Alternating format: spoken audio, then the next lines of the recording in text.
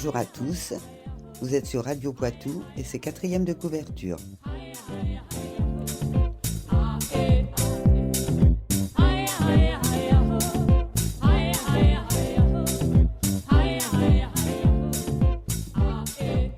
Sherlock Holmes et le mystère des bonnes de Poitiers.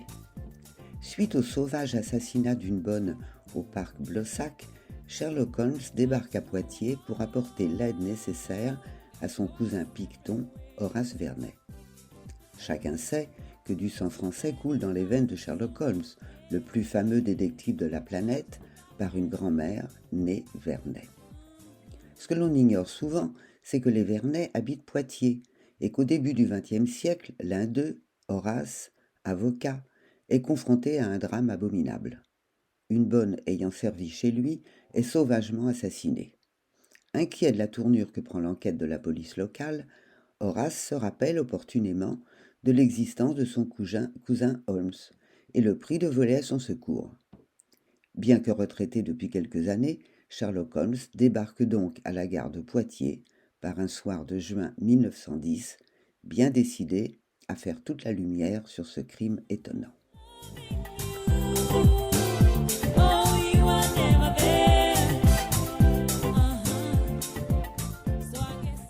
Né d'une proposition de leur éditeur à faire revivre le mythe du détective anglais dans la région, ce livre est l'enfant du confinement de deux frères, Alain et Jean-Paul Bouchon. Très vite, au début de cette année 2020 qui s'annonçait de plus en plus inquiétante, il leur est apparu qu'ils devaient se lancer dans quelque chose de totalement nouveau pour échapper à la morosité du temps. Ils ont donc plongé dans l'aventure et s'y sont consacrés entièrement jusqu'au mois de mai. Aujourd'hui, je reçois un de ces auteurs dans ma maison secrète. Bonjour Alain Bouchon. Bonjour. C'est une série de faits divers qui vous a inspiré ce roman et vous n'avez pas hésité à mettre en scène Sherlock Holmes pour résoudre l'affaire. Il fallait oser quand même se glisser dans l'écriture de Conan Doyle. Oui, alors pour être tout à fait honnête, l'idée d'origine du livre ne nous appartient pas, à mon frère et à moi. Elle vient de notre éditeur, Geste Édition, qui souhaitait lancer une petite collection, le Cercle de Sherlock Holmes. Et il nous a proposé de nous lancer dans l'écriture d'un Sherlock Holmes. Et donc c'est à partir de cet événement que nous avons cherché à créer des faits divers et à justifier la venue de Sherlock Holmes sur le territoire national et plus particulièrement à Poitiers pour résoudre un abominable crime survenu dans le parc de Blossac. Alors, je dois dire que vous avez quand même très bien réussi parce qu'on retrouve vraiment bien Sherlock Holmes. On retrouve son comportement, ses expressions, ses silences, ses fulgurances. C'est vraiment lui. Alors, notre ambition de départ, c'était bien de garder le Sherlock Holmes de Conan Doyle. Certains auteurs ont créé des versions beaucoup plus modernes du personnage. Nous, on avait décidé de rester dans le personnage tout à fait classique, mais le connaissant un petit peu, on avait décidé aussi d'essayer d'éclaircir deux aspects du personnage de Sherlock Holmes. Le premier qui était sa filiation française, parce qu'il est vrai dans la fiction de Conan Doyle qu'on attribue une ascendance française à Sherlock Holmes par une de ses grand-mères. Donc on a donné notre version de cette ascendance française. Et le deuxième point, on a voulu donner une explication à la relation un peu ambiguë que Sherlock Holmes a avec les femmes. Alors donc on l'ignorait, mais Sherlock Holmes a des origines. Alors on dit française, vous dites poitevine. Alors Conan Doyle a dit française, et il laissait entendre que c'était un dénommé Horace Vernet. Horace Vernet qui est un peintre français assez connu, mais il est resté très très flou sur le sujet. Donc nous, d'autorité, nous avons décidé que ce Horace Vernet serait un avocat poitevin. Voilà, et donc Sherlock Holmes est appelé par ce cousin, Horace Vernet, avocat de son état, pour résoudre un crime dans lequel il se trouve mêlé puisque la victime est sa propre bonne. Voilà, la victime, alors ne l'est plus exactement, je crois, au moment du décès, mais l'a été dans un temps très rapproché. Et en plus, Horace Vernet a peut-être une relation un peu particulière avec cette bonne. Je ne vais pas en dire plus. Donc Sherlock Holmes se rend à Poitiers avec son inséparable Watson, Forcément. le pauvre qui ne parle pas français. Eh oui. Et Sherlock Holmes va revenir sur des souvenirs de jeunesse. Et donc, devant la tombe d'une jeune femme, on va découvrir une facette inconnue de sa personnalité. Tout à fait, c'est le deuxième propos que j'ai indiqué tout à l'heure, hein. Nous voulions absolument essayer d'expliquer le pourquoi de ce rapport si ambigu aux femmes qu'avait Sherlock Holmes. Voilà, et donc nous lui avons donné peut-être un amour de jeunesse. On n'a pas voulu déflorer complètement l'histoire non plus. Elle reste un petit peu ambiguë. Alors, nous sommes dans les années 1910, à peu près. Oui. Et donc, il y a deux crimes, enfin deux femmes, deux bonnes, qui sont assassinées à Poitiers de la même manière, avec beaucoup de sauvagerie. Et, voilà. Et Sherlock Holmes donc, commence à enquêter, mais il s'agace de la lenteur avec laquelle les nouvelles techniques de la police scientifique se mettent en place en France.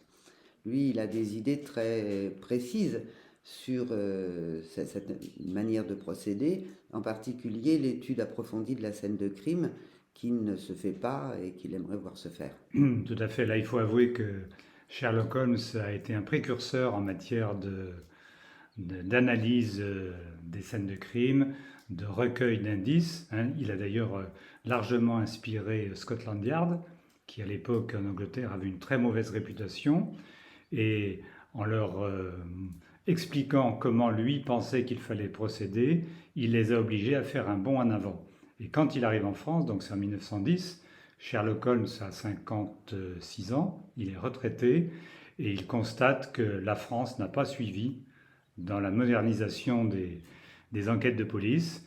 Et donc effectivement, il ne se gêne pas pour leur faire remarquer, et on voit un petit brin de chauvinisme anglais qui affleure régulièrement dans ses entretiens avec la police. Alors, sauf un laboratoire à Lyon. Tout à fait. Dans lequel Watson va se rendre. Tout à fait. L'année 1910, c'est l'année où est créé le premier laboratoire, ce qu'on appellerait aujourd'hui de police scientifique, hein. Et donc dans ce laboratoire, on commence à se donner les moyens d'analyser des morceaux de tissu, des morceaux de bois, des taches de sang, tout ce qui peut permettre de donner des explications sérieuses à un crime à partir des indices qu'on recueille. Et effectivement, Sherlock Holmes, à partir d'une écharde, hein, on peut le dire, à partir d'une écharde, va détricoter toute l'histoire. Vous mettez en scène également le bureau de placement des employés de maison avec une brochette de personnages bien pensants. Alors quand on écrit des livres, mieux vaut avoir des personnages hauts en couleur. Donc là, il est vrai que nous n'avons pas lésiné sur... Vous n'avez pas fait dans la dentelle. Hein. Non, mais... Ils sont vraiment particuliers. Oui, mais quand on regarde aussi les bureaux de placement de l'époque, quand on fait les tours de table de ces institutions, on trouve aussi quand même des personnages assez remarquables, très différents, qui viennent un peu de tous les milieux, leur point commun étant la religion bien sûr, et puis une certaine position sociale dans la ville. Oui, c'est intéressant d'ailleurs de voir comment se passaient les placements, comment les employés de maison étaient choisis pour se placer. Et là, on n'a rien inventé, hein. On a essayé de retrouver vraiment le Poitiers de 1910, les situations sociales de 1910, les fonctionnements de l'époque. Hein. Et il faut savoir que Poitiers en 1910, c'était essentiellement une ville et de militaires et de religieux. Hein. Ce qui était, si j'ose dire, une bénédiction pour notre récit, puisque nous avions besoin à la fois des militaires et du monde religieux regroupé autour de la cathédrale. Alors moi j'ai bien aimé un autre personnage aussi que j'ai bien aimé. J'ai bien aimé l'épouse d'Horace Vernet. D'abord j'adorais son prénom, Modeste Radegonde. Radegonde. Modeste Radegonde, la quincaillère, qui a eu, on peut le dire, un petit coup de cœur pour Watson. Ah, c'est une femme sous des abords un peu provinciaux. Moi, je trouve, c'est une femme absolument remarquable, hein, qui a de la sensibilité, de l'enthousiasme, une joie de vivre évidente, contrairement à son mari qui est un peu palichon, hein, un peu radin sur les bords, un peu petit. Hein. Non, c'est un personnage qu'on aime beaucoup, Modeste Radegonde. Ah oui, moi j'ai bien aimé. Et alors, coup de cœur, malheureusement, pas partagé. Oui, et puis elle est catholique. Hein. Elle est C'est catholique. une bonne chrétienne et rien ne la fera dévier de son chemin. Il n'empêche que... Il n'empêche que. Vous avez écrit ce roman à quatre mains avec Oui. votre frère Paul. Oui. Comment est-ce qu'on écrit à deux? Alors d'abord, c'est le 4e livre que nous écrivons ensemble, donc on commence à être un petit peu rodé. On est venu à l'écriture à quatre mains d'une façon tout à fait imprévue. Il y a 4-5 ans, à un certain moment, l'un de nous deux, on écrivait chacun de notre côté. Hein. L'un de nous deux travaillait sur un texte et il s'est trouvé un peu bloqué. Il a soumis son texte à l'autre et en lui disant qu'est-ce que tu ferais, etc. Et on s'est aperçu que finalement, on avait des visions différentes mais très complémentaires sur ce texte-là. Et on s'est dit, mais pourquoi est-ce qu'on n'essaierait pas de finir ce texte ensemble? Et donc on l'a fini ensemble, et chemin faisant, on a exploré un petit peu plus cette complémentarité, et on s'est aperçu qu'on travaillait plutôt bien ensemble. Ça nous a plu, donc on a continué. Mais alors vous écrivez, chacun écrit un chapitre, chacun prend un personnage? Alors non, on s'est aperçu qu'on avait des points forts différents, et des choses, on aime plus ou moins faire certaines choses, on aimait des choses assez différentes. Mon frère est beaucoup plus dans l'élaboration des scénarios, tout le contexte historique, il a une formation d'historien. Moi, je suis beaucoup plus dans l'écriture. Donc c'est beaucoup plus lui qui travaille avant, qui prépare le scénario, le contexte, qui rassemble la documentation. Là, il est le leader. Et ensuite, au moment où on écrit, c'est moi qui reprends le leadership et qui avance sur le texte. Mais aussi bien dans la première phase que dans la deuxième phase, celui qui n'a pas le leadership intervient quand même très régulièrement. On s'échange toutes nos préparations, dès qu'on a fait 2 pages, on les échange et on discute sans arrêt ensemble. C'est une belle complémentarité parce que ça fonctionne vraiment très bien. Oui, le difficile, il faut arriver à obtenir un jus qui ne soit ni le sien ni le mien. Voilà, donc, mais le jus d'Alain et Jean-Paul Bouchon. Sherlock Holmes et le mystère des bonnes de Poitiers, donc c'est les éditions La Geste. Tout à fait. Et on les trouve dans toute la région. Merci Alain Bouchon. Merci beaucoup à vous.